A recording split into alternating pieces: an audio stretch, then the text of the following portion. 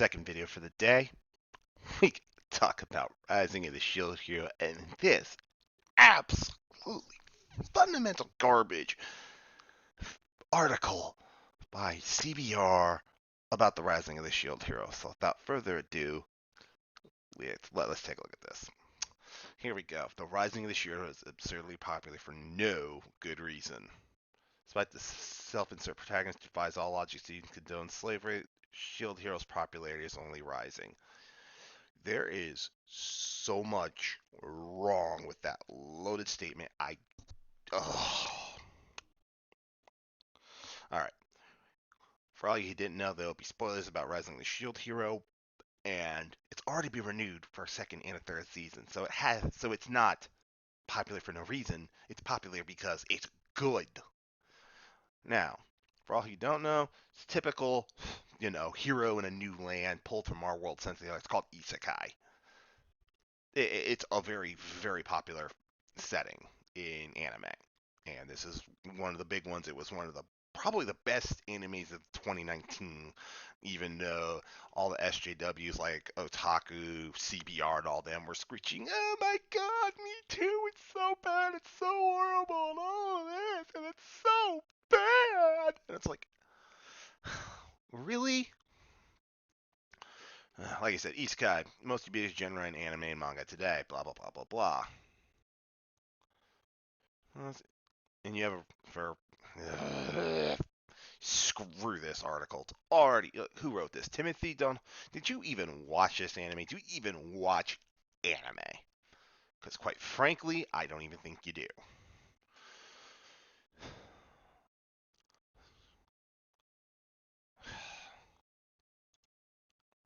Here's how one of today's worst animes has become one of its most popular. It's not a bad anime. It just deals with very adult themes and deals with it competently, unlike you.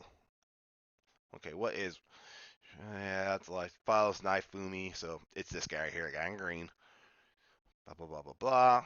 4 heroes, means 300 men designated titular shield hero. Now, for all you who don't know, the shield hero, he is considered the lowest of the heroes. In fact, his hero is so pathetic, he cannot pick up anything besides a shield and use it. Like, if he tries to pick up a sword and use it, it actually shocks him, and he can't use a sword, he can't use a bow, he can't use anything but a shield. Yeah.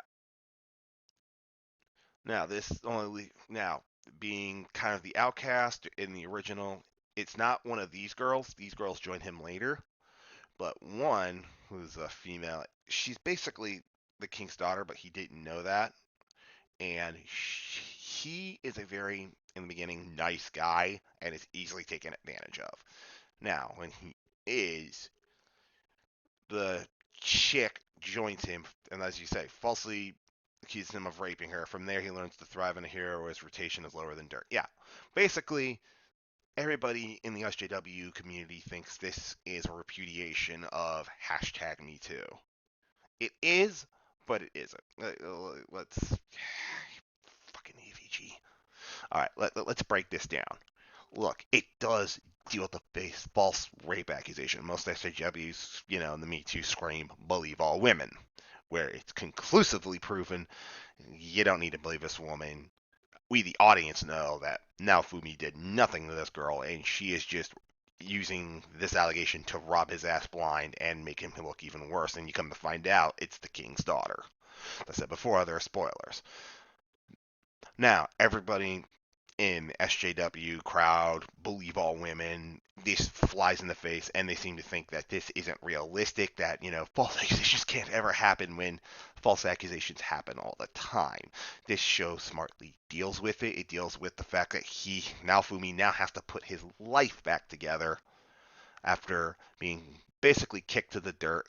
He's basically stripped of all his wealth, everything. He has to start from scratch. If it wasn't for the fact that he was one of the 4 mythical heroes, he would have been instantly killed.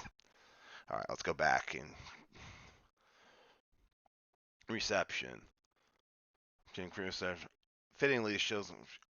Yeah, this entire line right here, even by Crunchyroll, is horse shit. This by the fans was critically acclaimed. It was one of the it's one of the best animes of 2019 for actual anime fans, besides Demon Slayer, not this prick. So I don't think he's especially controversial, seeing at odds with the zeitgeist of the hashtag MeToo, if not wholly opposing it. This led Western fans to criticize it for its for its series. Here we go, casual misogyny, which it isn't. It's looking at the problem of falsely accusing guys who have done nothing wrong.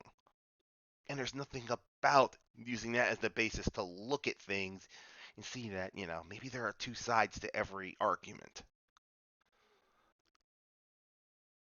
Also accused of supporting slavery. Early on, the protagonist actually buys a slave girl, and instead of keeps her enslaved to him. Yes.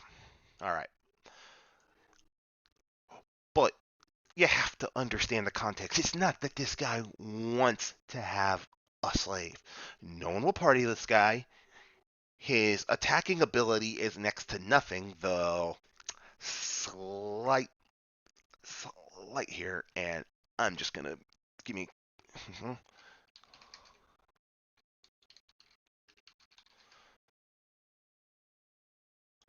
Now, a slight aside here.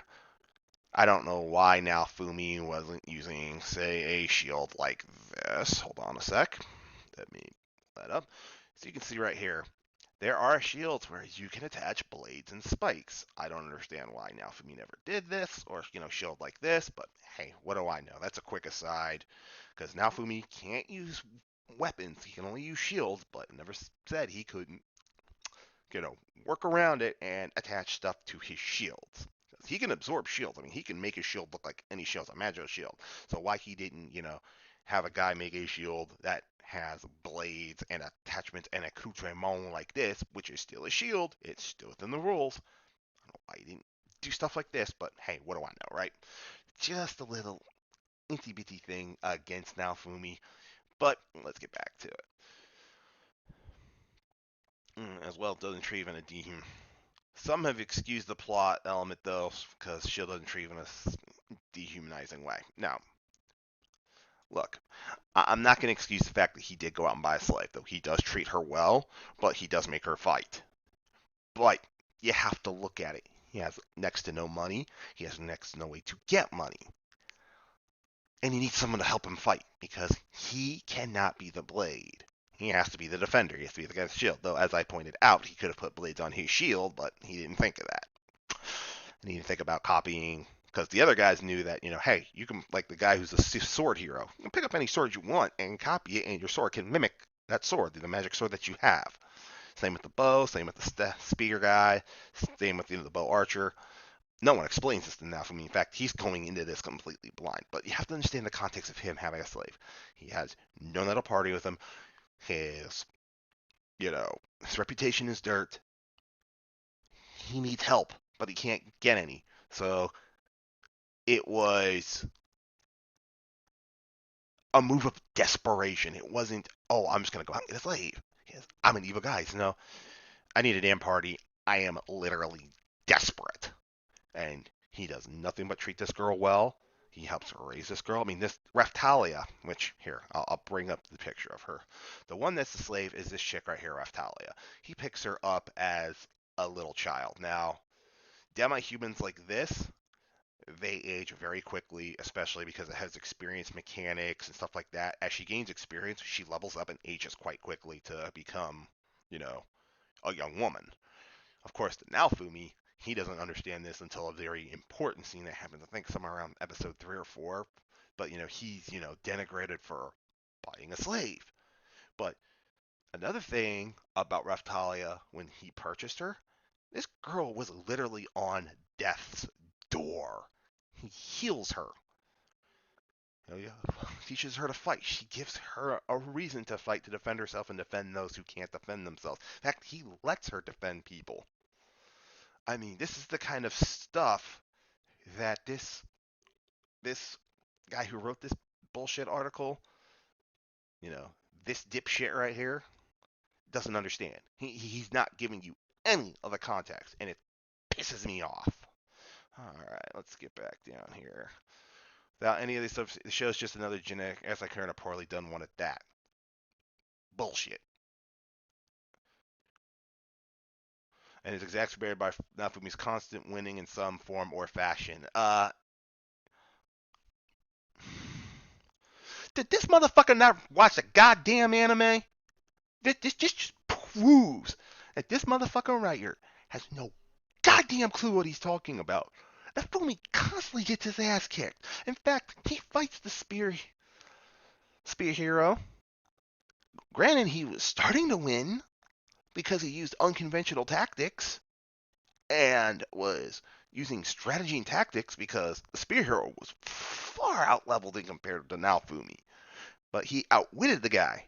He used tactics, strategy, things that he had at his disposal to trip him up and start.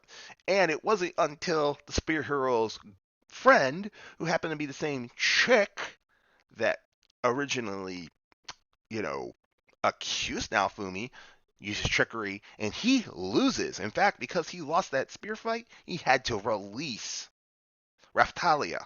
He lost her. And you see Naofumi start going down a real dark path until Raphtalia is the one who says, no, I will stay with them.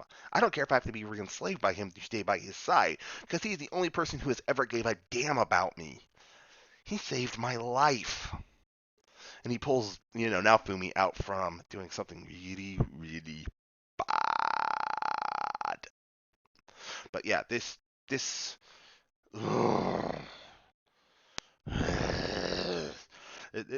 proves this asshole has no fucking clue what he's talking about. How is it so popular? It was top 20 list, currently most popular, in the same ranking as My Hero Academia is One Piece. Justification, blah blah blah blah blah. It's currently playing the.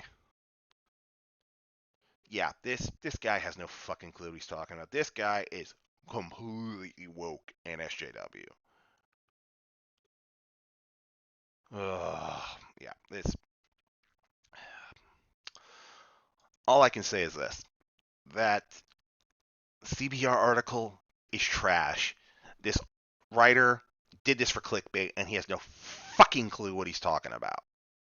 All I can say is, Rising the Shield Hero, go give it a shot, because you get to see a lot more than just the half-ass bullshit that he's talking about. He's hitting every low point and just making it out to be, it's a paint by numbers, Yeah, I mean, trying to say, oh, he's just a paint by numbers OP protagonist.